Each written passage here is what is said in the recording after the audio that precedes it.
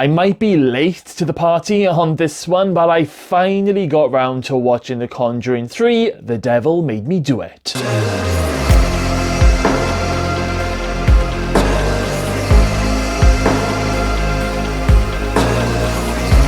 Hey guys, welcome back to my channel. My name's Craig, and in today's video I am going to be taking a look at The Conjuring 3, The Devil Made Me Do It. Now, as I've just said, I've only recently watched this for the first time, so I am very late to the party. Now, I really loved the first Conjuring, and I even really enjoyed Conjuring 2, The Enfield Poltergeist, but some of the Conjuring spin-offs like Annabelle or The Nun, I have not really been a big fan of. So when The Conjuring 3 came out, I was a little bit apprehensive to watch this movie. I was concerned that this was going to be an awful movie, and I mean, going by some, horror history over the years, it's not unknown for at this stage of the amount of sequels that they do start to get a little bit stale. So I did hang fire on this one for a little bit. But I was surprised, however, to have really enjoyed this movie. Ed and Lorraine Warren are back with another one of their true ghostly stories, and this time we follow the story of a guy called Arnie Johnson who stabs and murders his landlord while his body has been taken over by some sort of demonic possession. And the movie is all about Ed and Lorraine trying to prove this to a court of law in a certain time frame, otherwise Arnie is facing the death penalty. Now, this Conjuring movie is slightly different to the others. I found this entry to be a lot more action-packed, and I did notice a lot more use of CGI in this movie rather than the first two. Now, I'm not a big fan of CGI being used in horror movies, but I don't think they went overboard with it. So I was quite happy to overlook the CGI elements due to the storyline being so good in this movie. So some of the things that I liked was the different direction that this movie takes us in. Instead of the story just being about a haunted house, we are taken on a completely different journey. This felt more like an, paranormal investigation movie. It kind of reminded me of the Ring remake that we had in the early noughties, where the woman was trying to investigate those murder tapes. Well, this movie felt very like that, with a few different moments where a demon would pop up, or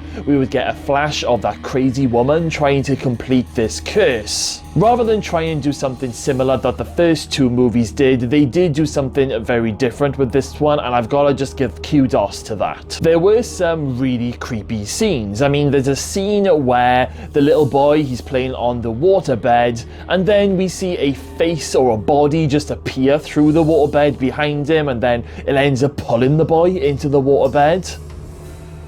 There's also a really cool scene where Ed and Lorraine are in a morgue, where Lorraine wants to hold the hand of this, deceased girl to see if she can get any insight into what's happening and, who's behind it. And then there's this really horrible looking creepy guy who just comes alive and he goes to grab Lorraine, and I just thought it was great. I really liked Arnie's character. He seemed like a genuinely lovely guy, and, he's definitely depicted as the good guy before he ends up committing the awful murder while he is possessed. But you do genuinely care for this guy, and you really want him to avoid the death penalty if possible, which, by the way, he does. He does spend about 5 years in prison, I think it was, and then he ended up marrying his girlfriend Debbie while he was also in prison. I'm not sure of the timelines in these Conjuring films. I don't know if these different, cases have been depicted in the movies in the correct order or not, but in this movie, Ed definitely seems to be a lot more older and in ill health, because he ends up having a heart attack at the start of the movie, and it ends up playing a big part throughout. I will be honest with you, I did think Ed was going to die in this movie because it seemed to be hinting that way for quite some time, but luckily Ed and Lorraine, they do end up having a little bit of a happy ending, which I was quite happy to see. Something else that I liked was the fact that this demon curse thing was able to get into anyone and get them to commit a murder. There are two scenes where Ed almost kills Lorraine, where the demon gets gets inside him. Now, the first one, he nearly plunges a knife into Lorraine, thinking he's fighting off a monster. And then the second is towards the end of the movie when he becomes fully possessed and he's trying to take Lorraine out. Once again, it's not something that we've really seen in the Conjuring universe, so it felt like a fresh intake and it kept things interesting. Did I find this movie as scary as the first two? No, I didn't. Put it this way, when I first watched the original Conjuring movie, I had to go to sleep that night with the lights on. This movie didn't have the same impact on me, but to be fair, I didn't think it would anyway. But I do find this film really good, it's really entertaining. You know, it may not have freaked me out, but there are some genuinely creepy moments in this movie.